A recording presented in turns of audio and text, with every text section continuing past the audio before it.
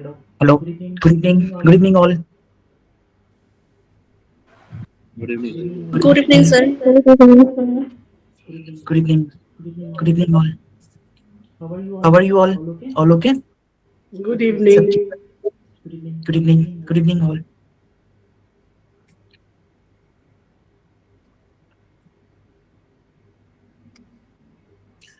Today we are going to start a new journey. So hope you all well and all will cooperate. If you have any question, किसी को कोई भी question है, पूछ सकते हो.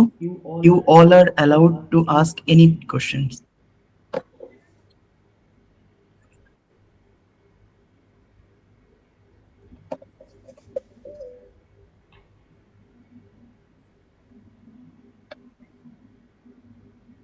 Okay. अच्छा हम लोग थोड़ा पहले बात कर लेते हैं. सबसे पहले today is our orientation session. ठीक है. सो यहाँ पे हम नेक्स्ट डे से I जैसे have हम some questions. Can I ask you now? हाँ आप क्वेश्चन पूछ सकते हो. मैं थोड़ा इंट्रोडक्शन दे देता हूँ, उसके बाद पूछिए. ठीक Okay, है. sir. हाँ श्योर.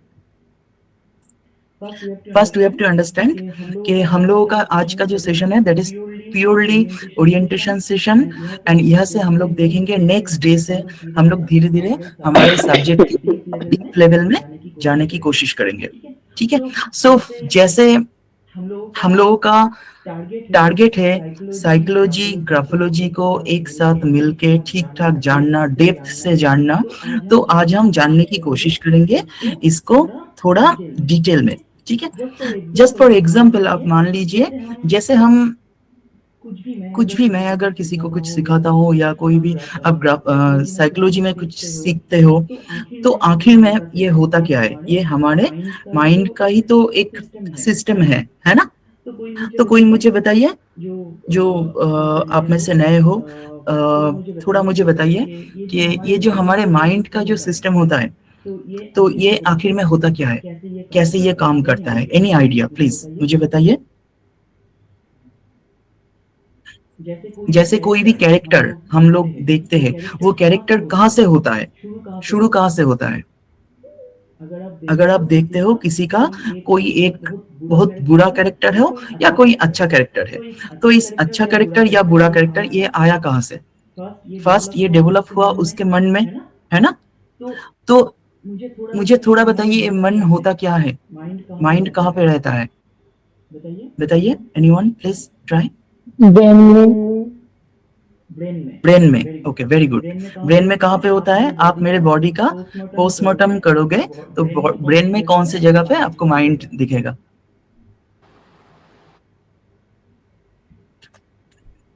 बोलो. थिंकिंग में. थिंकिंग में. यस.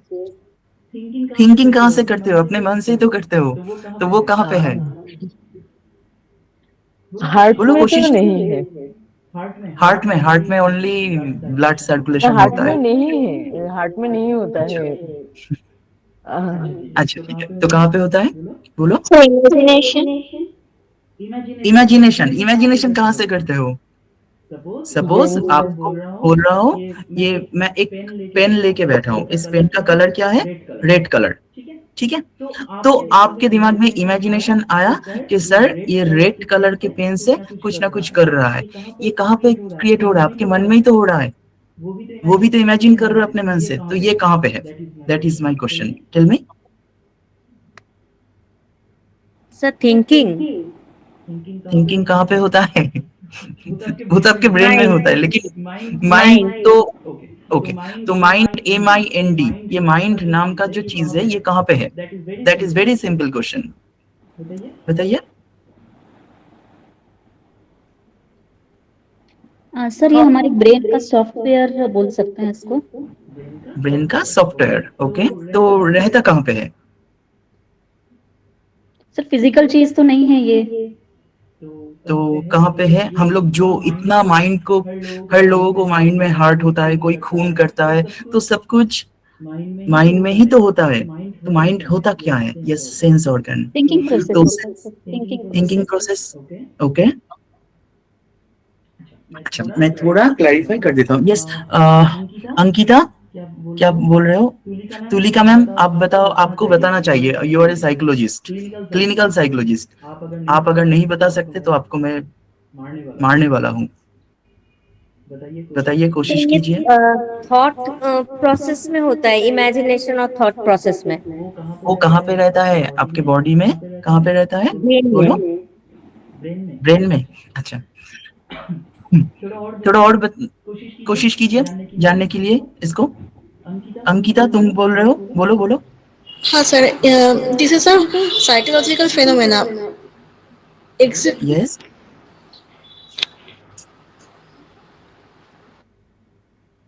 हाँ बोलो, कोशिश करो। हाँ सर, ये साइकोलॉजिकल फिनोमेना है। कोई एग्जैक्ट कोई एग्जिस्टेंस नहीं है, मतलब फिजिकली एग्जिस्टेंस कोई नहीं है। ओके, तो हम लोग जो काम करते हैं अपने मन से ही शुरू करते हैं, मन में खत्म होता है। जितना स्टोरी होता है हमारे फैमिली, हस्बैंड वाइफ, बेटा बेटी, सब कुछ, ये सबको मिला के जो हमारे मन के साथ जो जुड़ा हुआ रहता है, ये सब कोई एग्जिस्ट ही नहीं करता है। नो सर, ये नहीं है। माइंड मीन्स बोलो, कोशिश अ करो। फेनोमेना ऑफ साइकोलॉजी, मैंने आई मीन टू से इसको फील कर सकते हैं, लेकिन देख नहीं सकते। हाँ हाँ हाँ हाँ। अच्छा, ठीक है, चलो मैं थोड़ा एक्सप्लेन कर लेता हूँ। जब आप लोग छोटे थे, लाइफ साइंस में पढ़े थे ना, हमारे मन में क्या रहता है, मतलब हम जब भी कुछ भी हमारे दिमाग में आता है, ये सबसे पहले क्या होता है? एंडोक्राइन ग्लैंड याद है सबको? Yes, sir. पढ़े थे? Yes, sir. Yes, sir. Okay, endocrine gland, exocrine gland याद है सबको? माइंड और कुछ नहीं है। जब हम कुछ भी सोचते हैं तो हमारे दिमाग से या हमारे बॉडी के कुछ कुछ ऑर्गन से कुछ कुछ केमिकल सिक्रेशन होता है। ठीक है, आप लोग देखे थे ना, जो शायद लगे रहो मुन्ना भाई में केमिकल लोचा कहते थे ब्रेन में, है ना? उस मूवी में कहा जाता था। तो माइंड आखिर में और कुछ भी नहीं, ओनली एक केमिकल सिक्रेशन होता है हमारे बॉडी में। कुछ भी प्रॉब्लम होता है, कुछ ना कुछ केमिकल हमारे बॉडी में सीक्रेट होते रहते हैं।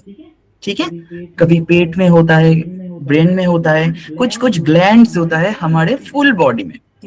फीमेल बॉडी में अलग अलग कुछ ग्लैंड्स रहता है, मेल बॉडी में अलग अलग कुछ ग्लैंड्स रहता है, जहाँ पे छोटे छोटे करके हमारे कुछ केमिकल आते हैं, सीक्रेशन होता है, जिससे हम कुछ कुछ हम सोच सकते हैं, उसका रिफ्लेक्शन होता है हमारे ब्रेन में, जिसको आप माइंड नाम दे सकते हो। क्लियर हुआ? आप अगर मुझे ऐसे मारोगे तो क्या होगा? जो दर्द होगा, वो दर्द भी एक सडन केमिकल रिएक्शन है और कुछ नहीं। बॉडी में कुछ जगह से केमिकल सिक्रेशन होता है एंड सडनली मुझे दर्द होना शुरू हो जाते हैं। अंडरस्टूड? तो हम ये ग्राफोलॉजी में, साइकोलॉजी को अगर हम बाद में देखते हैं, तो graphology that means hand writing में जब भी हम कुछ लिखते हैं, यही जानने की कोशिश करते हैं, यही जानने की कोशिश करते हैं कि कहाँ पे ये सिक्रेशन होता है हैंड राइटिंग में। हैंड राइटिंग में देखो, अगर आप में से जो ग्राफोलॉजिस्ट हो या दूसरे कोई पढ़ चुके हो, या हम लोग कैसे पढ़ना चाहिए, मैं फिर भी एक बार कह देता हूँ। अगर लेटर ए को ऐसे लिखोगे तो ऐसा कैरेक्टर होता है, या लेटर जी को ऐसे लिखते हैं तो ऐसा कैरेक्टर होता है। तो इट्स नॉट लाइक दैट। हम हैंडराइटिंग में ढूंढ के देखना चाहिए कि ये जो केमिकल सिक्रेशन होता है, ये कहाँ कहाँ पे किस तरीके से हो रहा है। जो अगर एक बार वो जान जाते हैं तो ऑटोमेटिक हम अपने माइंड को भी जान सकते हैं एंड उधर से कैरेक्टर को भी जान सकते हैं। अगर आप मान लीजिए किसी को बहुत ज्यादा गुस्सा हो रहा है, तो गुस्सा वाला जो केमिकल है वो निकलेगा, तो हैंडराइटिंग से अगर आप गुस्से वाला केमिकल को देख सकते हो तो ऑटोमेटिक आप बोल भी सकते हो गुस्से में वो क्या क्या कर सकता है। Isn't it? समझ में आया सबको? Very easy. तो हम लोग कोई भी मेमोराइज नहीं करेंगे कि ऐसे लिखेंगे तो ऐसा कैरेक्टर होगा। हम लोग ओनली इस हार्मोनल एक्सचेंज को देखेंगे, हार्मोनल सिक्रेशन, जिसको आप हार्मोन कहते हो, वो केमिकल, उसको हम देखेंगे। क्लियर हुआ? नहीं तो मुझे पूछिए। Any question please?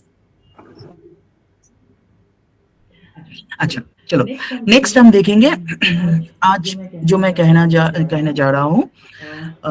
मैंने कुछ क्वेश्चन पोस्ट किया था हमारे ग्रुप में, जो हम बात कर रहे थे उसको हम हैंडराइटिंग से कैसे देखते हैं एंड कहाँ से उसका साइकोलॉजिकल थोड़ा एनालिसिस कर लेते हैं।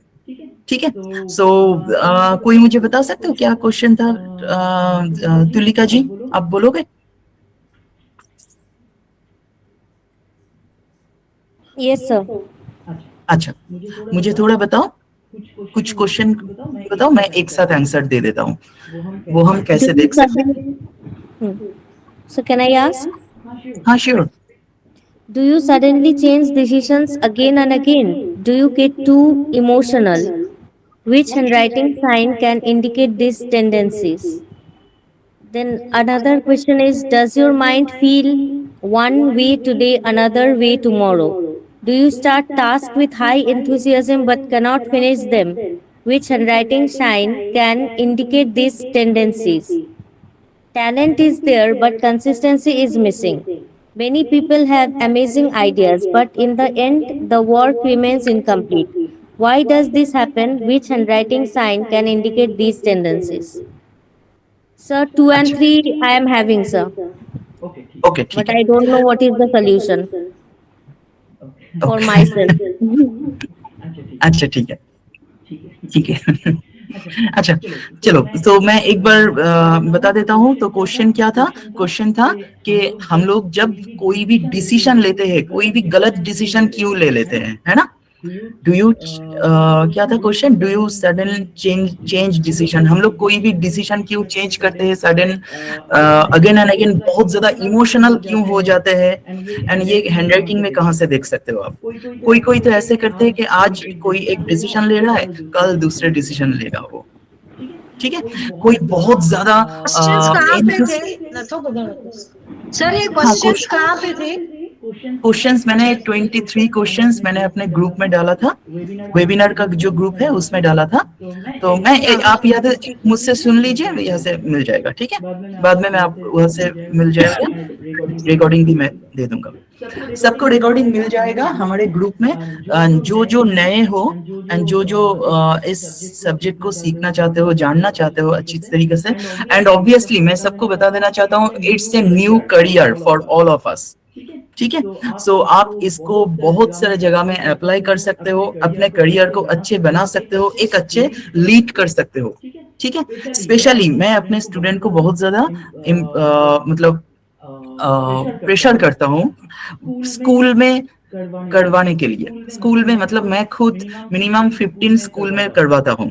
तो मैं सबको एश्योर करता हूँ, कोई भी एक स्कूल अगर आप पकड़ोगे तो जिंदगी भर में आपको पीछे मुड़ के नहीं देखना पड़ेगा इन योर करियर। ठीक है? क्योंकि हर स्कूल में एवरी ईयर 100 के ऊपर बच्चे एडमिशन लेते रहते हैं एंड आपके पूरी लाइफ चलता रहेगा उसी तरीके से। तो एक के बाद एक एक स्कूल आप ऐड कर सकते हो, 4, 5, 10 स्कूल, 12, 20 स्कूल आप ऐड कर सकते हो आपके हिसाब से। ठीक है? तो हम लोग, मैं खुद आई थिंक 13 गवर्नमेंट स्कूल को मैं अभी करवा रहा हूँ एंड 2, 3 आई थिंक 3, 4 ऐसे कुछ प्राइवेट स्कूल को मैं करवाता हूँ। तो मेरे इधर का जो स्टूडेंट है उसको मैं बताता हूँ हमेशा कि आप लोग मुझे मेरे साथ थोड़ा हेल्प करो, तो आप मेरे साथ भी कोऑपरेट कर सकते हो एंड आप खुद अकेले भी धीरे धीरे कर सकते हो, मैं हेल्प कर दूंगा। ठीक है? जैसे भी हो मैं गाइड कर दूंगा सबको। नेक्स्ट मैं सबको बताऊंगा आज का जो क्वेश्चन था। अच्छा, जब भी हम अपने मूड को ऐसे स्विंग होते हैं, कोई कोई गलत डिसीजन ले लेते हैं, कोई कोई कंसिस्टेंसी नहीं रहता है उसके डिसीजन में, ऐसे हम हैंडराइटिंग में कहाँ से देखते हैं? मैं दिखा देता हूँ एक बार। आजकल के बच्चों में ये बहुत ज्यादा दिखते हैं, ये आप लोग भी जानते हो इसका, लेकिन आंसर क्या है वो मैं बता देता हूँ। Very easy, very very simple. Suppose this is your page. कोई ऐसे अगर कोई हैंडराइटिंग लिख रहा है, सपोज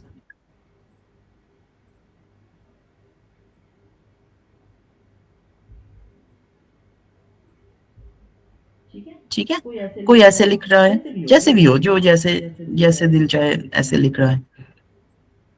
तो अगर आप मान लीजिए ये कैरेक्टर, आप क्या करोगे, जो जो स्कूल में काम करते हो उसमें आप देख सकते हो बहुत सारे बच्चों में हैंडराइटिंग में ऐसा वाला एक सिचुएशन आता है। देखो ऐसा आता है, देखो ये ये चीज आता है। देखो हैंडराइटिंग के जो पेज है, पेज से लाइन निकल के बाहर आने की कोशिश कर रहा है, या यहाँ पे खत्म नहीं हो रहा है, वो जबरदस्ती खत्म करने की कोशिश कर रहा है। ये सिम्टम हैंडराइटिंग में मिलेगा, ये सिम्टम हैंडराइटिंग में मिलेगा तो बहुत ज्यादा दिक्कत होने वाला है। फुल लाइफ में गलत decision again and again he will take. Understood? सबको समझ में आया? नहीं तो मुझे बताइए। आपका जो तुलिका मैम, आपने जो 3 क्वेश्चन कहा, उस क्वेश्चन का एक ही आंसर है। ठीक है, एम आई ऑडिबल प्रॉपर्ली? सबको दिखाई दे रहा है, सुनाई दे रहा है? सुनाई दे रहा है?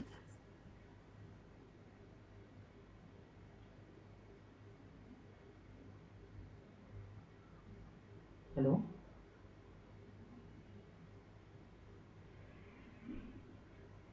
Hello, am I audible? Hello hello, am I हाँ audible? Sir. Okay okay, sir ठीक है। हाँ हाँ sir can you hear me? हाँ हाँ हाँ हाँ हाँ हाँ बताइए। हाँ बताइए। Sir squeeze Sure. करके एंड में लिखते हैं या फिर हम तो लोग वो तो भी ये कैरेक्टर आ जाएगा। तो भी तो भी कैरेक्टर हाँ, तो भी धीरे धीरे ये कैरेक्टर आ जाएगा। ये कैरेक्टर एक ऐसा डेंजरस कैरेक्टर है, आप अगर कोई स्कूल में जाओगे, कोई भी बच्चों को या किसी को ऐसे लिखने के लिए देखोगे कि एक जगह पे, मतलब कोई एक पेज के अंदर कोई एक लाइन को जबरदस्ती ऐसे डिस्टर्ब हो रहा है, खत्म करने की कोशिश कर रहा है, तो याद रखना वो बच्चा या कोई भी हो, बड़े हो या छोटे हो, गलत डिसीजन बार बार लेगा वो, क्योंकि वो नहीं जानते हैं फ्यूचर में क्या हो सकता है। कैलकुलेशन नहीं आता है उसको ठीक से अपने फ्यूचर को देखना। ठीक है, तो इसकी वजह से करते हैं एंड में तो हाँ क्या? हाँ क्या? इनकम्प्लीट वर्ड को डैश करके फिर कंप्लीट करते हैं वो वर्ड नेक्स्ट लाइन में। That is acceptable, that is acceptable. Okay okay that is acceptable, but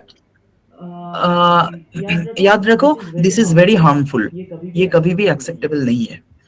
ठीक है, ये लोगों को कभी भी कोई भी एक्सीडेंट भी हो सकते हैं, बहुत बड़ा कोई एक्सीडेंट भी हो सकता है, रोड एक्सीडेंट भी हो सकता है, या कोई लाइफ में कोई जिंदगी में कोई गलत गलत डिसीजन लेके कोई गलत काम भी कर सकता है। ठीक है, सो ये एक्सेप्टेबल नहीं है, इसको इमरजेंसी चेंज करने की कोशिश करना। एक पेज हैंडराइटिंग में एक बार भी अगर आप देख रहे हो कि 1 लाइन ऐसा हुआ है, that is also not acceptable. ठीक है, एक लाइन भी एक्सेप्टेबल नहीं है, क्योंकि एक्सीडेंट जिंदगी में एक ही बार होता है, एंड वो एक ही बार पूरी जिंदगी बिगड़ देता है। ठीक है, तो एक बार भी एक्सेप्टेबल नहीं है। Clear? Any question?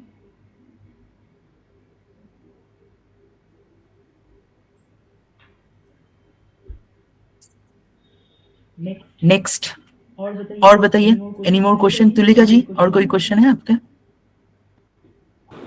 No sir, thank you. So, another 3 question can I ask? हाँ हाँ श्योर, आप पूछिए। Why do you repeat the same mistakes? Many people repeat the same mistake in relationship, business, or job again and again. Which handwriting sign can indicate these tendencies? Can you think about future outcomes? How can a small decision today impact your life 6 months later? This is called foresight. How is foresight evaluated through handwriting? Why do you judge people wrong? Why do some people trust the wrong people again and again or fail to understand others' behavior? ठीक है, तो आपका question है हम लोग अपने future को किस तरीके से कैलकुलेशन क्यों नहीं कर सकते, है ना? हम अपने फ्यूचर को ठीक से कैलकुलेशन नहीं कर सकते। नंबर 2, जो आज जो डिसीजन लेते हैं 6 महीने के बाद हमें ऐसा लगता है कि गलत डिसीजन लिया था हमने, ठीक है? सो ये बिल्कुल भी अच्छी बात नहीं है, इनसे हमारे लाइफ में बहुत सारे इफेक्ट पड़ते हैं। ये हैंडराइटिंग में कहाँ से पता चल सकता है? एनीवन प्लीज ट्राई करके बताओ, कोई भी जिसको पता है कोशिश करो।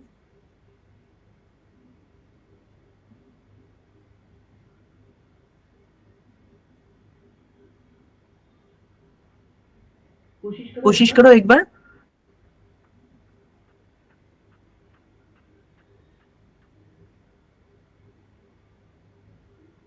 Anyone please try?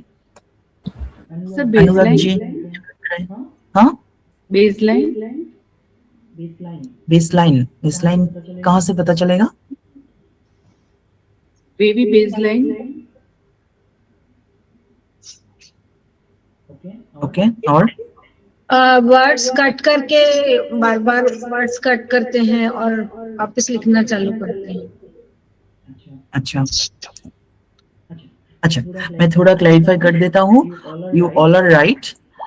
फर्स्ट हमें देखना है कि ये जो राइट क्रैश मार्जिन हमने यहाँ पे देखा, ये अगर है, इसके साथ अगर ये वाला कैरेक्टर आता है, देखो लेफ्ट साइड को ऐसे हैंडराइटिंग से एक पेंसिल से जोड़ दोगे, जो नए हैं देख लीजिए, ऐसे पेंसिल से अगर आप जोड़ दोगे लेफ्ट साइड को,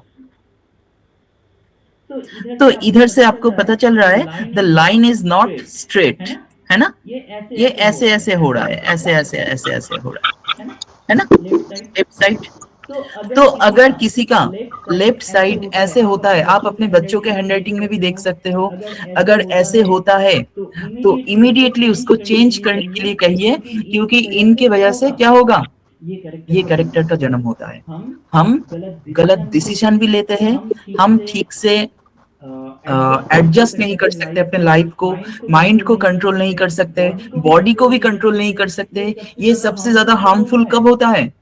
जब नए नए 10 से 15 साल के अंदर, 10 से 12 साल, 13 साल, 14 साल, 15 साल के अंदर जब कोई भी बच्चों का बॉडी नए नए चेंजेस होता है, एडल्ट लाइफस्टाइल शुरू होता है, ठीक है, तो उन सब टाइम में ये बहुत ज्यादा हार्मफुल हो जाता है। कोई ना कोई गलत डिसीजन ले लेता है, गलत संगत में पड़ जाता है, गलत कंपनी ऐड हो जाता है, एंड मोस्ट ऑफ ऑल कोई ना कोई रिलेशनशिप में ऐड हो जाता है, अट्रैक्टेड हो जाता है ऑपोजिट जेंडर के साथ, सेक्सुअली अट्रैक्टिव हो जाते हैं ऑपोजिट जेंडर के साथ, ठीक है, इन सब के वजह से। So this is very very harmful. Clear हुआ सबको? कोई क्वेश्चन है तो पूछो related this. Tulika ma'am, is it clear? Sir, if someone is writing, maintaining the margin on the left side, and if the handwriting goes slanting the time to time, then we can define this one. Then is it defined in this writing? Not only slanting, we have to understand the left margin should be straight. Okay, if the straight line, if the left margin becomes wavy, then this character will come up. Please add this right crash margin also, the thing what I told just before. No, the writing is going on slanting from the left side. Then what will it indicate? That is different. I am telling you, I am coming in that point. If the slant is left slant, you are asking, isn't it? Yes. Okay, I am coming. Okay. Any more question? सबको clear हुआ? ठीक है, हाँ बताइए। हाँ Reena ma'am, क्या पूछ रहे हो? सर डिसीजन में डिसिसिव पावर नहीं है, उसमें मल्टी स्लैंट भी काउंट होगा? मेरे ख्याल से उसका भी काफी बड़ा रोल रहेगा। हाँ देखो, ये सब तो इफेक्ट होता ही है, सबका इफेक्ट आएगा। हैंडराइटिंग में क्या होता है, हम हमारे बॉडी में जो जो केमिकल रहता है ना, वो एक साथ बहुत सारे केमिकल बहुत तरीका से वो बहता है, ठीक है।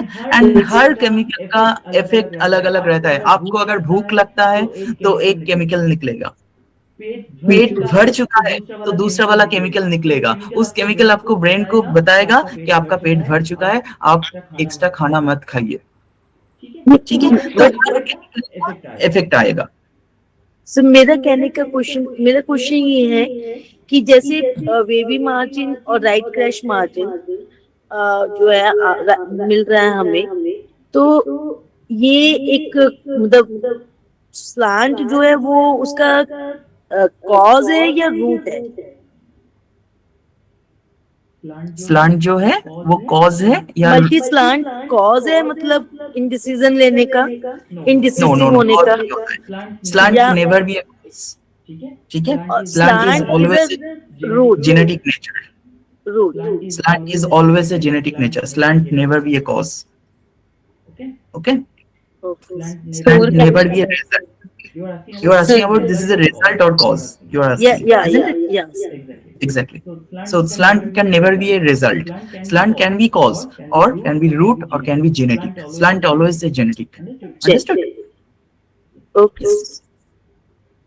हाँ, क्या पूछ रहे थे? तो कोर कैरेक्टर हो जाएगा ना, slant to core character, perfect perfect, core character, ठीक है। अच्छा, नेक्स्ट और बताइए Sir, क्या this you क्वेश्चन are है? talking about the combination, right? The left slant हाँ, and the left margin and crush का combination बताया। अगर सिर्फ लेफ्ट मार्जिन वेवी रहा तो बस इनडिसिप्लिन वाला ही बात आती है ना, रूल्स एंड रेगुलेशंस ब्रेक करते हैं। देखो रूल्स रेगुलेशन वो बहुत ज्यादा थियोरिटिकल बुकिश नॉलेज है, ठीक है।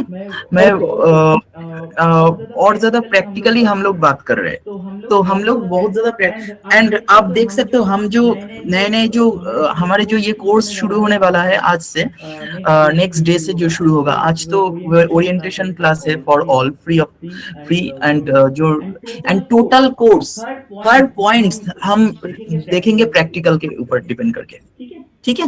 हम हर प्रैक्टिकल नेचर को हैंडराइटिंग से देखने की कोशिश करेंगे, जहां से भी हो हम ढूंढ ढूंढ के निकालेंगे कहाँ पे कौन सा practical nature. Is it clear? Okay, sir. Thank you, sir. Thank you. Okay, any more question please बताइए। Hello Pratibha ji, good evening. Good evening, sir. So good to see you. Thank you. कैसे हो? बहुत दिनों के बाद मिले। हाँ, बहुत दिनों बाद। अच्छे ओके। ओके, नेक्स्ट डे से क्लास में रहना प्लीज। सर ट्राई करती हूँ, बिल्कुल जैसे जैसे फ्री रहूंगी मैं ज्वाइन कर लूंगी।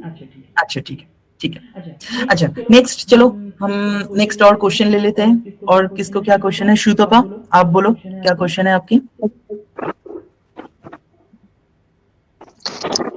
So question is, smile outside, restless inside. Many people look fine on the outside, but inside they may struggle with lack of self confidence, doubt or mental stress with handwriting. Mental stress. Which handwriting sign can indicate this tendency? Second question is, mood swing every day. One day very enthusiastic, next day completely motivated. Why does this happen? Which handwriting sign can indicate this tendency? The third question, trust everyone easily but get hurt easily too. Some people blind relationship. Some people build relationship. Next, sorry sir. Quickly. Okay, sir. Some people build relationship quickly, but even small indicator deeply hurt them. Which handwriting sign can indicate this tendency?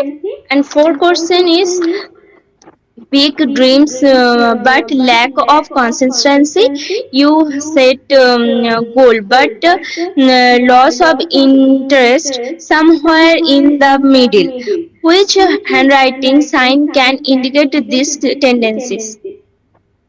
ठीक है, मैं एक बार बता देता हूँ सबको क्या क्या क्वेश्चन है, शॉर्टकट में मैं बोल देता हूँ, ठीक है। जब हम देखते हैं हम सब में बहुत सारे कैरेक्टर होता है। कभी कभी हम देखते हैं कि मन में रोते हैं, बाहर में हंसते हैं, है ना, बहुत बार ऐसा होता है।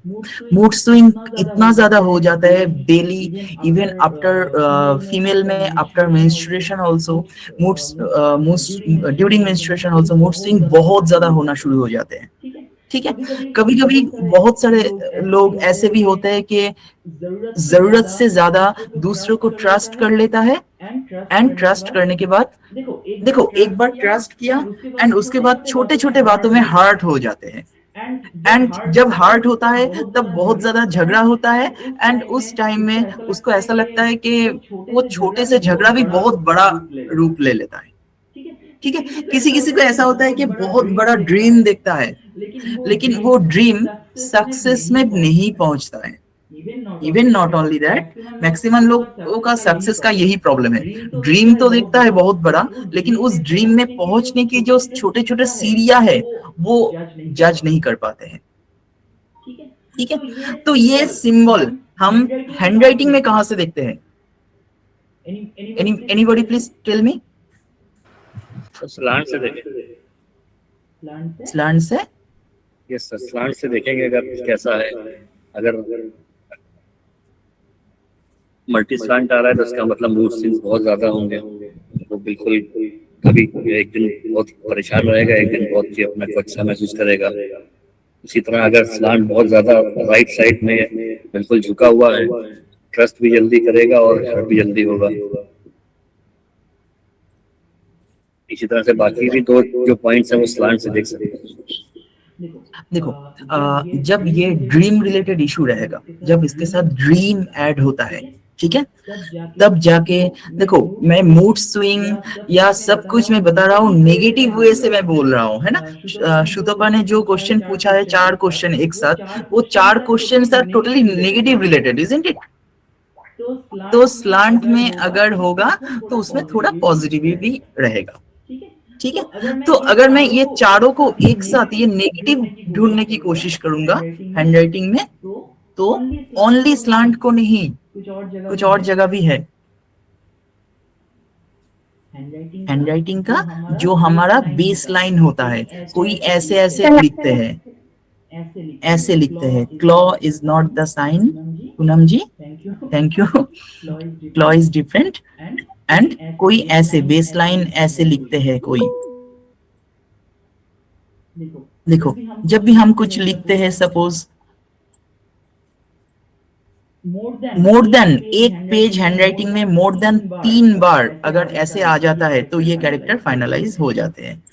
एक पेज हैंडराइटिंग में आप चेक करके देखना कि जब ऐसे होगा, हैंडराइटिंग धीरे धीरे नीचे की तरफ आ रहा है, Have you noticed? एंड ये राइटिंग बिल्कुल स्ट्रेट नहीं है, ऐसे वेव ही है, ठीक है, ऐसे ऊपर नीचे करके करके नीचे की तरफ आ रहा है। इट्स नॉट स्ट्रेट, ऐसे स्ट्रेट नहीं है, ठीक है। ऐसे जब नीचे की तरफ आ रहा है ऊपर से, ठीक है, एंड स्ट्रेट ना हो के वेव ही, तो ये वाला कैरेक्टर सबसे ज्यादा डिस्टर्ब करेगा। क्लियर हुआ? ये सक्सेस रिलेटेड इशू है, ठीक है। देखो इनसे क्या होगा, इनसे ये कभी भी इतना ज्यादा गिर जाएगा, कोई भी जगह पे गलत डिसीजन लेते लेते इतना ज्यादा गिर जाएगा कि उसको भी नहीं पता कि कितना नीचे जा चुका है। एंड एक टाइम मैंने खुद देखा है बहुत बार, बहुत सारे पेशेंट जो लोग हमारे पास आते हैं, जो लोग बहुत ज्यादा गिर जाते हैं, उसके बाद उसको रियलाइज होता है कि मैंने इतना दिन भूल कर रहे थे, कोई गलत कर रहा था मैं। अंडरस्टूड?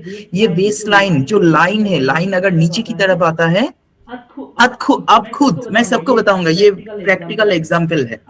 आप अगर ऐसे सपोज मेरे पास ये पेज है, ठीक है, ऐसे मैं पेन को पकड़ूंगा एंड पेन को आप खुद ऐसे पेन को पकड़ के ऐसे नीचे की तरफ एक लाइन लिखिए। आप चेक करके देखना, जब आप लाइन लिख रहे हो ना, उस लेटर का नेक्स्ट लेटर जो है आपके ये पेन का फिंगर जो है इस फिंगर से ढक चुका है।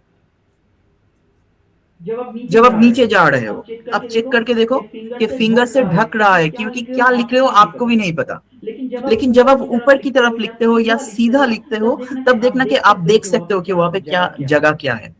आप चेक करके देखो, ये इंस्टेंट मिल जाएगा सबको।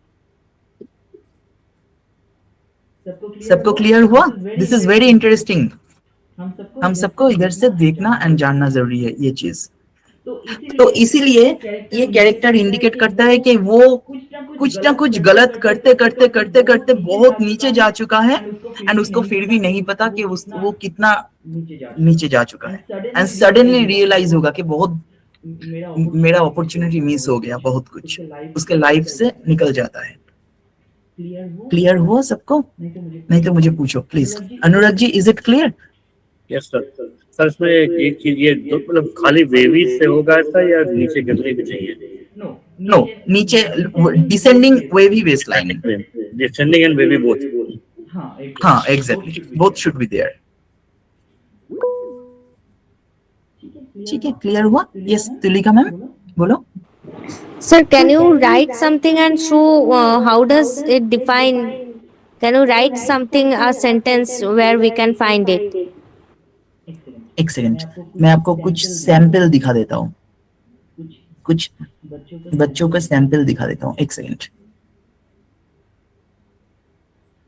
और बताइए, एनीवन प्लीज पूछिए क्या क्वेश्चन है किसी को। और Sir, I have a question. Sushma. Yes, sir. हाँ यस तू कैसी है पहले बता। सर एकदम बढ़िया हूँ सर, आप कैसे हो? शादी में नहीं बुलाया मुझे। सर शादी किया ही नहीं अभी तक। शादी करूंगी तो आपको डेफिनेटली आना ही है उस टाइम पे। Okay very good, thank you बुला लेना प्लीज। पक्का से सर, आपको आना भी है। Okay thank you. सर मेरा क्वेश्चन है। हाँ एक सेकंड थोड़ा रुक जा। अच्छा मैं थोड़ा ये सैंपल दिखा देता हूँ सबको जो तुलिका जी बोल रहे थे। ये एक बच्चों के सैंपल है, आई थिंक 14-15 इयर्स की बच्चे हैं जो सेम प्रॉब्लम लेके मेरे पास आई थी। और भी बहुत सारे प्रॉब्लम है, मतलब ये जस्ट मैं दिखा रहा हूँ।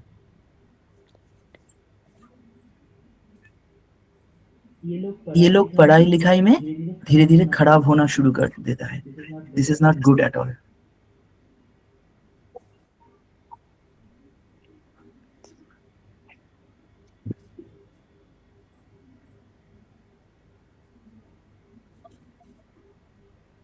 सर ये लोग पढ़ाई लिखाई जल्दी गिव अप कर देता है। हाल छोड़ देता है एक्चुअली। सबको दिखाई दे रहा है sample? Sir because of the dropping baseline. हाँ देखो यहाँ पे सबको दिखाई दे रहा है ये चीज। हाँ सर दिखाई दे रहा है, लेकिन सर अगर वो मतलब रूल जो पेपर होता है ये तो एकदम प्लेन पेपर में लिखा है, अगर वो रूल पेपर में लिखता है तो भी क्या हैंडराइटिंग ऐसे इस साइड से ऐसे ही हो जाएगा? No, ruled paper writing calculation analysis is little bit different. ठीक है, मैं I'll let you know, I'll teach you. But first देखिए, अगर कोई ऐसे blank पेज में लिखता है and ऐसे देखो लास्ट वाला लाइन, लास्ट 2-3 लाइन देखो नीचे की तरफ आ रहा है। Have you noticed all of you? आ रहे सर, ड्रॉपिंग बेसलाइन है। थोड़ा सा धीरे धीरे and the lines are not straight. देखो ये ऐसे wavy है। हाँ है ना? हाँ, जब ऐसे वेव ही मिलेगा उसके साथ ऐसे नीचे की तरफ आ रहा है तो धीरे धीरे उसके कैरेक्टर चेंज होना शुरू हो जाएगा। Understood? And this is very harmful, extremely harmful for all of us, बड़े हो या बच्चे हो। ठीक है, बड़ों में भी ये देखते हो तो ये धीरे धीरे डिप्रेशन आ जाता है, धीरे धीरे डिप्रेसिव फीचर्स आना शुरू हो जाता है। मूड स्विंग बहुत ज्यादा होगा, गुस्सा भी बढ़ना शुरू हो जाएगा एंड चुपचाप हो जाता है वो बच्चा। ठीक है। सर एक छोटा सा क्वेश्चन ये और था कि इसमें अगर हम कोई स्लैंग वाली पोजीशनिंग ऐड कर देते हैं तो उससे जो है डाइल्यूट हो जाएगा या मतलब वो बढ़ जाएगा? और बढ़ जाएगा, प्रॉब्लम बढ़ जाएगा। मतलब जो मल्टी स्लैंग ठीक है तो वो डाइल्यूट हो जाएगा। थोड़ा सा डाइल्यूट, लेकिन देखो बेसलाइन एक ऐसा चीज है, बेसलाइन डाइल्यूट होना बहुत मुश्किल होता है, ठीक है, बिकॉज बेसलाइन दिखाते हैं लॉन्ग टर्म एरिया, हमारे लॉन्ग टर्म सक्सेस को दिखाता है बेसलाइन, ठीक है। तो वो वाला जगह अगर मतलब ओनली एक जगह से वो डाइल्यूट होना बहुत मुश्किल होता है। कभी कभी हो सकता है डाइल्यूट, लेकिन बहुत ज्यादा इम्पैक्ट नहीं करता है, मतलब वो किसी ना किसी तरीके से सक्सेस नहीं मिलता है, फेलियर की तरफ बढ़ जाते हैं वो। ठीक है, क्लियर हुआ? Anurag ji, is it clear? Yes sir, it's clear. So yes, sir, it's clear. So even I have a question. Can I ask? हाँ बोलो please. So there are some people who give up very easily. There are some people who try again and again and until they receive success. Okay. Okay. So and there's one more thing. There are some people who adapt cultures, the environment very easily, and others feel very थोड़ा सा uncomfortable feel हो जाता है others को in new city, in new environment, in new office. So how do we understand from the handwriting? क्या ऐसा handwriting science है जिससे हम लोग understand कर ले वो चीज? अच्छा ठीक है, ओके मैं बताता हूँ। ये आपने क्या कहा, फर्स्ट 2 क्वेश्चन कहा है ना? हाँ।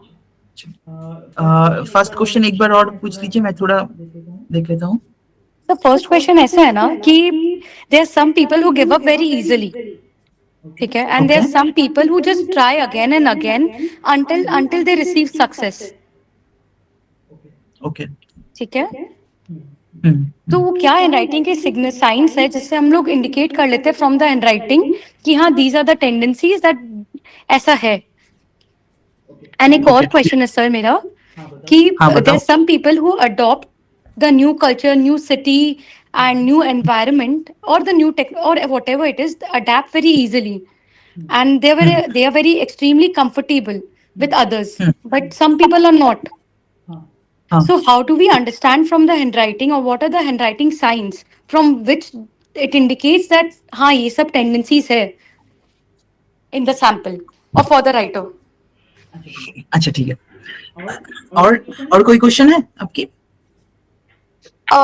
सर एक क्वेश्चन और तो है मेरा। हाँ बताओ एक साथ बता दो, मैं बता दूंगा। ठीक है सर, एक सेकंड सर बता रही हूँ। सर एक और ऐसा है, जैसे बहुत सारे लोग हैं ना रिस्क लेते हैं। मेरा एक क्वेश्चन था भी sir, there are some people who love to take new things and try new things rather, but वो हमें हैंडराइटिंग सैंपल से कैसे पता चलेगा कि हाँ, या हैंडराइटिंग साइन से कैसे पता चलेगा कि ये ऐसा है उन पर्टिकुलर पर्सन में या राइटर में? ठीक है, हाँ सर, कंप्लीट। हाँ सर, इतना ही है मेरा तो। अच्छा ठीक है, चलो मैं एक बार बता देता हूँ सबको। क्वेश्चंस था, इट्स रिलेटेड टू लाइक कभी कभी हम लोग क्या करते हैं, सिक्योरिटी को ज्यादा प्रायोरिटी देते हैं या कभी कभी लव को ज्यादा प्रायोरिटी देते हैं। कोई ऐसे होते हैं कि ज्यादा प्रायोरिटी देते हैं सिक्योरिटी को, कि मुझे प्यार नहीं चाहिए, मुझे सिक्योरिटी चाहिए, मुझे एक गवर्नमेंट जॉब वाला हस्बैंड चाहिए, इट्स समथिंग लाइक दैट, ठीक है। या कभी कभी ऐसे होते हैं कि डिपेंडेंट हो जाते हैं किसी और के ऊपर कोई भी डिसीजन लेने के लिए, ठीक है। मैंने एक बच्चा आया था मेरे पास, वो बहुत बड़ा हो चुका है, मतलब इट्स लाइक कॉलेज में पढ़ता है, लेकिन फिर भी आज भी वो अपने पापा मम्मी से पूछ के लेता है वो कौन सा अंडरवेयर पहनेगा, वो भी अपने मम्मी से पूछ के लेता है, ठीक है।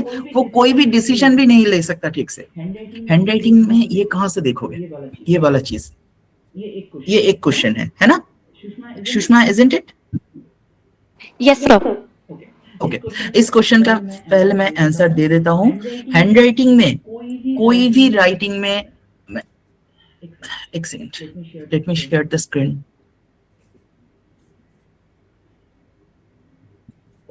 Okay, is it visible, all of you, the screen? Yes sir. Okay, तो कोई भी राइटिंग में अगर आप देखोगे कि ऐसे हो रहा है, ये लोअर पोर्शन,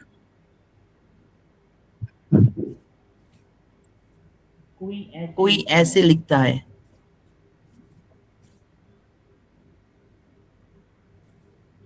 ठीक है। I am telling you once again, I am not talking about this या टॉकिंग अबाउट दिस। मैं बोल रहा हूँ, देखो अच्छी तरीके से देखो, ये वाला एरिया, मतलब इसको आप अगर डिवाइड करोगे ऐसे, तो ये वाला एरिया स्ट्रेट है। हैव यू नोटिस, ये स्ट्रेट, एंड दूसरा ये वाला एरिया भी स्ट्रेट है। इसके बाद ये लोअर जगह से धीरे धीरे लेफ्ट की तरफ बढ़ते हैं। यहाँ पे भी देखो लोअर जगह से लेफ्ट की तरफ बढ़ते हैं। ये साइन जब आएगा हैंडराइटिंग में, तो उनका डिपेंडेंसी लेवल भी बढ़ जाते हैं। क्लियर हुआ? धीरे धीरे डिपेंडेंसी लेवल बढ़ जाते हैं, आगे बढ़ना भी मुश्किल होता है इन लोगों को। एक लड़की मेरे पास आई थी जो जिसके हैंडराइटिंग में पहले दिन मैंने ये देखा था, फर्स्ट डे ऑफलाइन क्लास लेता था, तब उसका सैंपल भी है, मैं दिखाऊंगा बाद में।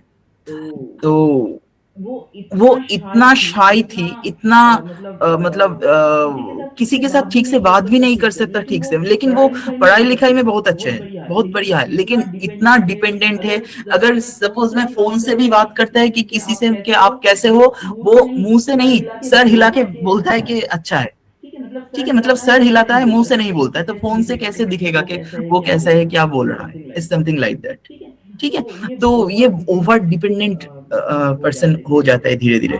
आपको देखा होगा कि बहुत सारे लड़कियां अपने हस्बैंड को टाइम टू टाइम ऑफिस में छोड़ के देते हैं, ऑफिस से बाहर निकल ले आते हैं। It's something like that. Understood all of you? Clear हुआ? Sushma, is it clear? एक और क्वेश्चन थे, एक और क्वेश्चन थी आपको जो ओवर थिंकिंग रिलेटेड है ना सुषमा? एक और क्वेश्चन था over thinking related. Over thinking मतलब ओवर थिंकिंग बहुत ज्यादा बढ़ जाते हैं, रात को नींद ठीक से नहीं आता है ना? कभी कभी ऐसा होता है, some issues are there, again and again small incident, छोटे छोटे इंसिडेंट बहुत बड़े ओवर थिंकिंग क्रिएट करता है, ठीक है। एंड नॉट ओनली दैट, दूसरों के ऊपर ट्रस्ट भी नहीं कर सकते ठीक से, ठीक है, दूसरों के ऊपर ट्रस्ट। अच्छा तुलिका मैम, आप एक क्वेश्चन कर रहे थे ना थोड़ी देर पहले? हाँ सर। आपने मैंने क्या कहा था, थोड़ी देर बाद बताता हूँ, वो बात मैं अभी बता रहा हूँ। देखो क्या बोल रहे थे, एक बार बताइए। स्लांटेड अगर बैकवर्ड स्लांट होता है ना? नहीं, अगर मतलब मान लीजिए कि लेफ्ट हैंड साइड में हम लोग का मार्जिन है, तो मार्जिन पकड़ के हम लोग लिख रहे हैं, लेकिन मार्जिन से स्लैंट होते होते राइट साइड में वो जा रहा है राइटिंग, तो कैसे मतलब कैसा उसका कैरेक्टर कैसे हम प्रेडिक्ट कर सकते हैं? हाँ मैं बता रहा हूँ। हाँ मम्पी मैम, यस बताइए प्लीज।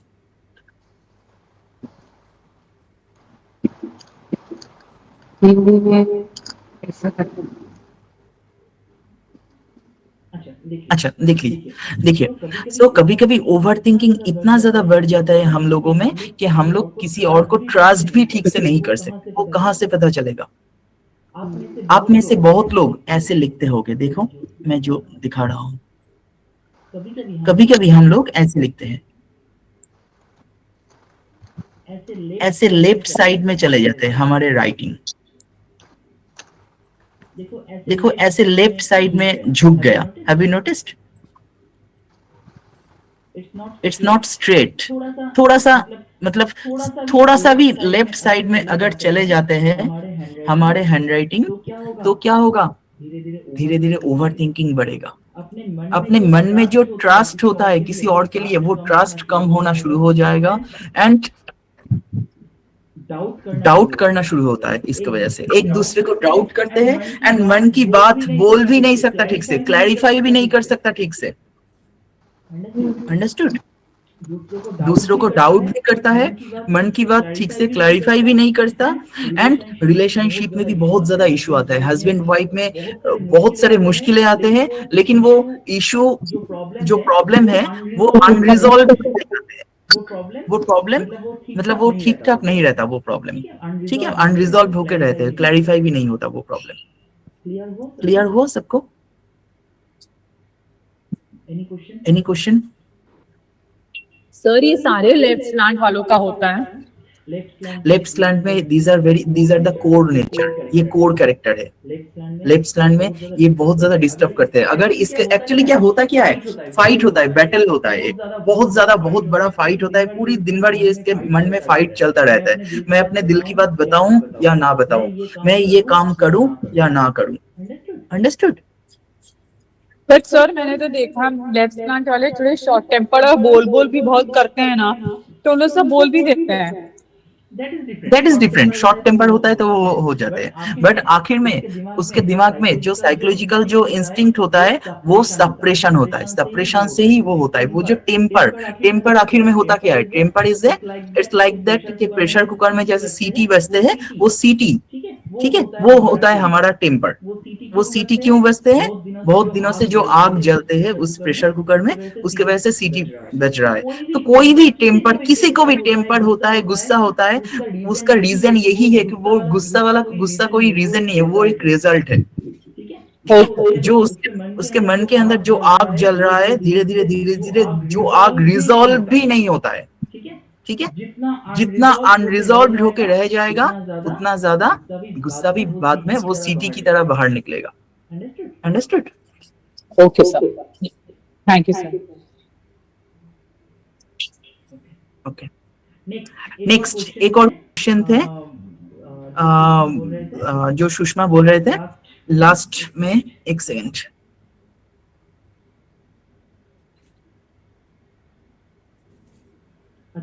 अच्छा, सुषमा की जो लास्ट क्वेश्चन थे कि हम लोग कितना रिस्क ले सकते हैं एंड कितना अपने आप को सेफ मानते हैं, है ना? कितना रिस्क लेते हैं, कितना सेफ मानते हैं हम अपने आप को। कुछ आदमी ऐसा रहता है कि वो ठीक से मतलब रिस्क नहीं ले सकता, ठीक से कोई भी काम ठीक ठाक नहीं कर सकता, दूसरे नए काम में एडॉप्ट नहीं कर सकता, कोई नए एनवायरनमेंट उसको दे दो ठीक से एडॉप्ट नहीं करता है वो, ठीक है, उसके लाइफ में बहुत सारे मुश्किलें आते हैं एंड वो फाइट भी नहीं कर सकता ठीक से, ठीक है। एक बार वो जो ऑलवेज एक गिव अप वाला टेंडेंसी, ठीक है, बहुत जल्दी गिव अप कर लेता है, बहुत जल्दी फेल हो जाते हैं। एक बार फेल होने के बाद दूसरा ट्राई नहीं कर सकता, ठीक है। सपोज कोई ऐसा होता है कि किसी कोई जगह पे ह्यूमिलिएटेड हुआ है, कोई बुरा भला कहा है किसी को एंड वो बाहर नहीं निकलता वो, ठीक है, वो जो इंसल्ट हुआ है वो इंसल्ट की वजह से वहां पे नहीं जाएगा फिर से। हैंडराइटिंग में कहां से दिखेगा? वेरी इजी, बताइए, ये तो सबको पता होना चाहिए।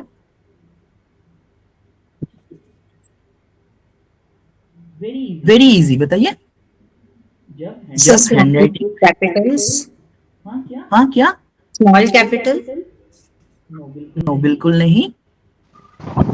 प्रीडोमिनेंट कैरेक्टर यहाँ पे होता है जब हम अपने राइट साइड में नहीं जाते हैं। राइट साइड में आपके पेज जो हैंडराइटिंग है कोई भी बच्चे का, उसके राइट साइड में गैप रह जाते हैं, मतलब पूरा लाइन वो कवर नहीं करते हैं, तो लाइफ में सक्सेस मिलना भी मुश्किल होता है, बहुत सारे अपॉर्चुनिटी मिस हो जाते हैं, सक्सेस बिल्कुल नहीं होते हैं वो लोग, ठीक है, एंड डरी सी पूरी जिंदगी डरी सी रह के ही गुजर जाते हैं। Understood all of you? This is extremely harmful, it's not good at all, ठीक है। एनी क्वेश्चन बताइए। क्लियर हुआ Sushma? Is it clear? This I didn't understand. So last right margin अगर बहुत ज्यादा गैप रह जाते हैं, पूरा कंप्लीट नहीं करते हैं, तो क्या होता है, उसके वजह से ये प्रॉब्लम आते हैं। वो लोग पूरी जिंदगी डरी डरी सी रहती है एंड उसके दिल में डर बैठ जाती है, वो आगे नहीं बढ़ सकता उस डर के मारे। सपोज किसी ने और कोई ऑफिस में ह्यूमिलिएटेड हो चुका है, उस ह्यूमिलिएशन की वजह से दूसरे टाइम वो ऑफिस ठीक से नहीं जा सकता, ओवर थिंकिंग कर रहा है क्या होगा नेक्स्ट डे, क्या होगा। एक आदमी आया था जो कोई कुछ दिन पहले एक आदमी आया था जो बस में जाने, बहुत भीड़ था, कोई बस में कोई धक्का मारा है, तो कोई वहां पे कुछ झगड़ा हुआ है, तो ये 4-5 साल हो गया। इस 4-5 साल में भी वो एक बार बस में नहीं उठ सका, बस में नहीं चल सका, हमेशा वो अलग से कैब बुक करके जाना पड़ता है कोई भी जगह। उसके दिमाग में एक डर बैठ चुकी है जो बाहर नहीं निकल रहा है। ठीक है, तो राइट साइड पूरा करना जरूरी होता है। Okay, thank you, sir. Yes, सपना जी आप बताइए। यस सर, तो मेरे भी कुछ क्वेश्चंस थे। जैसे कुछ लोग होते हैं कि कहीं गए, कहीं कुछ एनवायरनमेंट में गए, उन लोगों को बहुत क्रिटिसिज्म मिला, means instead of encouragement they got lot of criticism. तो फिर वो कहाँ से हैंडराइटिंग में दिखेगा? फिर चलो क्रिटिसिज्म हो गया, फिर then again they get self motivated. Okay, वो लोग अपने आप को सेल्फ मोटिवेट करते हैं कि चलो I will again stand up and I will again face the situation courageously, again I will do the thing. Again criticism मिला तो क्या हुआ, वापस से करूंगा। So that trait in handwriting. फिर थर्ड क्वेश्चन मेरा है कि looking positive, always being optimistic, you know, इतना क्रिटिसिज्म हो गया, बार बार वो गिर रहा है, उठ रहा है, फेलियर हो रहा है, again he is trying for the 11th time, you know, के नॉट गिविंग अप एटीट्यूड जैसे। तो ये सब के डिटर्मिनेशन जैसे काइंड ऑफ हो गया, ऑप्टिमिज्म, डिटर्मिनेशन। तो ये सब कहाँ से पता चलेगा राइटिंग में? वेरी इजी, कोई बताइए, anyone please try. Sir ascending wave line, baseline, sorry ascending baseline, ascending straight baseline. अच्छा ठीक है, ठीक है। अच्छा, मैं थोड़ा एक बार क्वेश्चन को एक बार सबको बता देता हूँ तो सबको इजी हो जाएगा। कभी कभी आप देख सकते हो कि बहुत लोग ऐसे होते हैं जिसका एनवायरनमेंट इज वेरी बैड, उसके घर का जो माहौल है, उसके फैमिली का जो माहौल है बहुत बुरा रहता है, लेकिन उसके अंदर भी वो धीरे धीरे फाइट करता रहता है, फाइट करते करते आगे बढ़ता है एंड सक्सेस मिलता है। ठीक है, सक्सेस मिलता है। किसी किसी को ऐसा होता है कि self motivation is the best, हमेशा सेल्फ मोटिवेशन इतना ज्यादा है कि किसी और का मोटिवेशन का जरूरत नहीं है उसको। अगर वो 10 टाइम्स भी फेलियर होता है तो 11th टाइम्स में वो सक्सेस के लिए फिर से वो उठ के दौड़ने की कोशिश करता है। उसके हो सकता है किसी किसी का इकोनॉमिक पोजीशन, घर का माहौल बहुत खराब होता है, फैमिली में प्रेशर रहता है, बहुत ज्यादा टफ सिचुएशन हो जाते हैं, डिसीजन लेना पड़ता है बहुत बड़े बड़े। तो उस टाइम में भी इन लोग बहुत जल्दी गिव अप नहीं करते, अपने हाल नहीं छोड़ते, लेकिन फाइट करते रहते हैं। ठीक है, यस अनुराग जी आप क्या बोल रहे थे? जो ascending base line, ascending straight base line, हाँ, असेंडिंग स्ट्रेट बेस लाइन में ये नहीं होगा। क्यों नहीं होगा? I am coming. या फिर सर वो बिग लेटर्स। और बताइए, सब लोग कोशिश कीजिए। सपना जी आप बताइए। इनर सिटी है ना ये? हाँ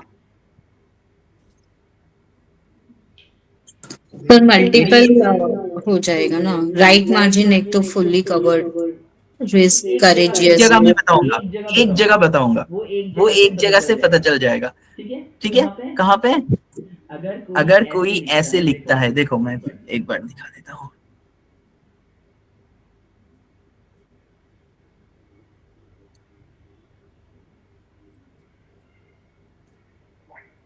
अगर किसी के हैंडराइटिंग में देखोगे ये कम दिखाई देता है, बहुत ज्यादा, मतलब आप नोटिस कम करते हो आप लोग।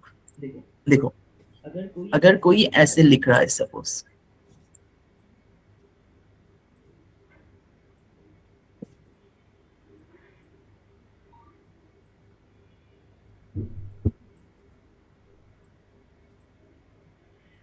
हैव यू नोटिस्ड ये जो वर्ड है या फिर लाइन देखो, लाइन इज नॉट स्ट्रेट, ये स्ट्रेट लाइन नहीं है, है ना?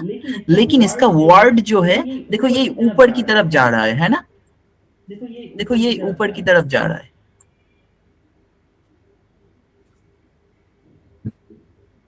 इसका मतलब ये असेंडिंग, बेसलाइन असेंडिंग हो रहा है, ये नहीं कह रहा हूं मैं। बेसलाइन असेंडिंग हो सकता है या ना भी हो सकता है, बट जब ऐसे वर्ड ऐसे जाएगा, इसका मतलब दिखाता है क्या? एनवायरनमेंट इज बैड, ठीक है? Environment is bad. वहां पे वो फाइट करते करते जीतने की कोशिश कर रहा है। क्लियर हुआ अभी? अनुराग ji, is it clear? Sir इसमें मेरा ये नोट्स बताइए। आरेख एक बोलो ना। जब हैंडराइटिंग में आप देखोगे कि ऐसे वर्ड नीचे से ऊपर की तरफ जा रहा है, वर्ड असेंडिंग हो रहा है, नॉट पूरे लाइन हो सकता है असेंडिंग या ना भी हो सकता है, लेकिन वर्ड जब धीरे धीरे असेंडिंग हो रहा है तब इसका मतलब होता है कि उसका एनवायरनमेंट इज बैड। उस बैड एनवायरनमेंट में वो फाइट करता है एंड सेल्फ मोटिवेटेड होके वो आगे बढ़ने की कोशिश कर रहा है। क्लियर हुआ? हाँ सर। तो मैं फिर से कहूंगा, इसका मतलब ये नहीं कि आप आज से, क्योंकि ये एक अच्छा कैरेक्टर मैंने कहा, पॉजिटिव कैरेक्टर मैंने कहा, तो आप आज से ही ऐसे लिखने की कोशिश करना शुरू कर देते हो। इसका मतलब ऐसा नहीं, मत करना ऐसा, क्योंकि इसके वजह से फाइटिंग स्पीड बढ़ेगा लेकिन एनवायरनमेंट खराब हो जाएगा। ठीक है, एनवायरनमेंट और ज्यादा खराब हो जाता है। तो don't do it, never do it. Clear? So आज यही क्वेश्चंस था जो हम लोग बात करने वाले हैं। किसी को और कोई क्वेश्चन है तो प्लीज पूछ लीजिए। सबको क्लियर हुआ? सर वो असेंडिंग वाला डाउट क्लियर कर दिया। असेंडिंग वेवलाइन में भी तो भाई ऑप्टिमिज्म आ जाएगा और टीनेसिटी आ जाएगी, रेडिएंट आ जाएगा उसमें भी। हाँ, लेकिन एनवायरनमेंट खराब होगा ऐसा नहीं। हाँ, एनवायरनमेंट। ठीक है। हाँ सपना जी बोलो। सर मेरा एक क्वेश्चन था, जैसे ये ऊपर की तरफ जा रही है, असेंडिंग बेस लाइंस जा रही है, तो पर्सन पूरे पेज पे असेंडिंग बेस लाइंस लिख रहा है, तो जब वो last end of the line पे आता है, जब भी लास्ट पेज के एंड पे आता है, तो उसे जैसे स्टार्ट जहाँ लेफ्ट मार्जिन से किया वहां पे तो पेज खत्म हो गया, पर क्योंकि उसने सब असेंडिंग लिखा थोड़ा सा ऊपर ऊपर जाते समय, तो उसका जो राइट मार्जिन में उधर अभी भी इतना गैप रह गया, kind of drifting lower margin, drifting towards down margin you are asking about. हाँ, डाउन मार्जिन बिकम्स रिड्यूसिंग। हाँ, मतलब तो उसको ऐसे लगेगा कि मैं वहां पे एक और कुछ लिखना चाहता हूँ, हाँ ऐसे, पर मैं वो लिखूंगा तो मेरा लेफ्ट मार्जिन डिस्टर्ब हो जाएगा, बिकॉज उसके पास उधर स्पेस नहीं है लेफ्ट मार्जिन में और एक लाइन लिखने के लिए। तो वो क्या थॉट प्रोसेस होता है? Same thought process. उसमें क्या रहता है, हमारे बॉडी पर असर पड़ता है। ठीक है, बॉडी में नर्वस सिस्टम पर असर पड़ता है, उसका नेक पेन भी हो सकता है लॉन्ग टर्म में। ठीक है, अगर बच्चों में दिख जाता है दैट इज एक्सेप्टेबल। ठीक है, किसी का मूड अच्छा रहता है तो वो ऐसे लिख सकता है। ठीक है, बट मैं फिर से एक बार और कहूंगा, कभी भी कोई भी आदमी, आप भी या कोई भी जगह पे देखोगे कि उसका हैंडराइटिंग नीचे की तरफ आ रहा है आपके बच्चों का, तो याद रखो उसको डांटिए मत, उसका एनवायरनमेंट अच्छा करके उसको मोटिवेटेड करना जरूरी है, क्योंकि उसके सबकॉन्शियस माइंड में डिप्रेशन आ रहा है, डिप्रेशन का सिम्टम आ रहा है। याद रखो, सब लोगों को मैं कह रहा हूँ, गलत मत करना ये जगह। क्लियर हुआ सबको? अच्छा, तुलिका मैम आपका क्वेश्चन का जवाब मिला या फिर से एक बार बता दूं मैं? So I think I will write in a writing, okay, and I'll send it to you. That Yes, how? that will be better. That will be better because that will create clear reflection. Okay sir. ठीक है sir. Okay, तो हम लोग क्या करेंगे, हम लोग next week से आई थिंक 19 अगस्त से हम लोगों का नया बैच शुरू होने वाला है।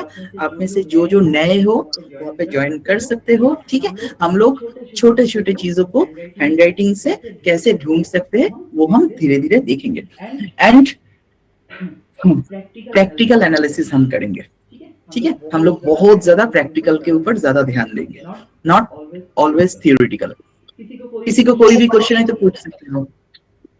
सर आप कोई बुक भी सजेस्ट करेंगे क्या हमारे रेफरेंस के लिए? बुक में ना, क्योंकि देखो our subject is not recognised, ठीक है, our subject is not recognised, तो कोई भी उसका बुक लिखेगा तो वहाँ पे इमेजिनेशन बहुत ज्यादा वर्क करता है। तो मैं चाहता हूँ, क्योंकि वहाँ पे अगर कुछ गलत हो जाता है तो मुश्किल हो जाएगा, तो मैं चाहता हूँ कि बुक मैं आपको दे दूंगा, मेरा खुद के लिखा हुआ जो नोट्स है बुक से मैं दे दूंगा, ठीक है। तो एंड उसके साथ आप प्रैक्टिकल एनालिसिस के ऊपर हम उसको अप्लाई करेंगे। जितना ज्यादा छोटे से छोटा चीज भी हम प्रैक्टिकल एनालिसिस में देखेंगे, प्रूफ मिलेगा, उसके बाद हम उसको रिलाई करेंगे। सर जैसे आपने कुछ तो जैसे बनाया होगा एक ड्राफ्ट की आप कैसे पढ़ाने वाले हैं, पहले क्या पढ़ाएंगे, कौन से लेटर्स पढ़ाएंगे, वो या सिलेबस जैसे वो कुछ देंगे तो थोड़ा इजी रहेगा। प्रैक्टिकल पहले स्टेप्स तो हम सीखना चाहेंगे कि ए कैसे, बी कैसे, सी कैसे, वो मैं दैट इज डिफरेंट। देखो bookish knowledge is different and हम लोग बहुत ज्यादा प्रैक्टिकल के ऊपर ध्यान देंगे। कभी कभी हैंडराइटिंग को डायरेक्ट लेके एनालिसिस करेंगे, वहाँ पे किस तरीके से वो अप्लाई कर सकते हैं, ठीक है। एंड मैं जो नोट्स होता है मैं दे दूंगा, ठीक है, don't worry for that, I will give all notes in our group, ठीक है।